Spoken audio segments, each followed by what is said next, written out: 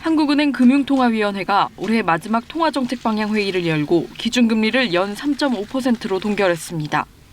올해 2월부터 시작된 금리 동결이 4월과 5월, 7월, 8월, 10월, 그리고 이번 달까지 7번 연속 이어진 겁니다.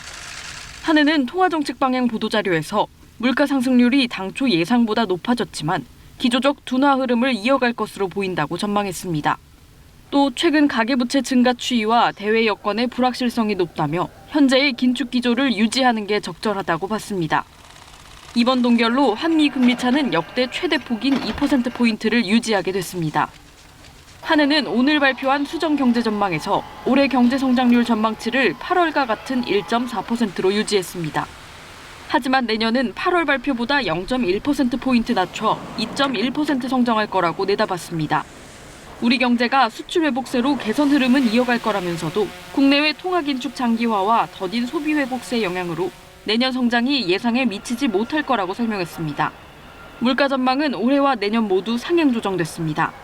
올해 소비자 물가 상승률 전망치는 8월에 3.5%에서 3.6%로 내년은 2.4%에서 2.6%로 올렸습니다. 한국은행은 2025년에는 우리 경제가 2.3% 성장하고 소비자 물가 상승률은 2.1%를 기록할 것으로 내다봤습니다. KBS 뉴스 김혜주입니다.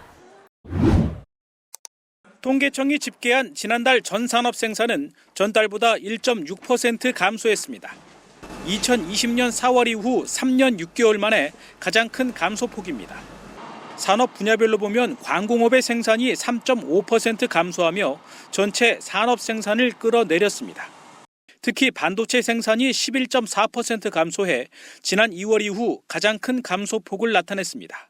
광공업 생산은 8, 9월 높은 증가율을 보였던 것에 대한 기저효과와 10월 2일 임시공휴일 지정에 따른 조업일수 감소에 따른 생산 감소 효과 등에 따라 소비도 줄었습니다.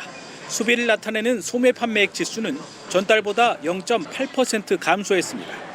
통신기기 같은 내구재와 의복 등 준내구재의 판매는 늘었는데 음식료품을 비롯한 비내구재의 판매가 3% 넘게 감소했습니다. 설비 투자는 기계류와 운송 장비의 투자가 모두 줄면서 전달보다 3.3% 감소했습니다. 이렇게 산업활동 지표인 생산과 소비 투자가 모두 감소한 건 지난 7월 이후 석 달 만입니다.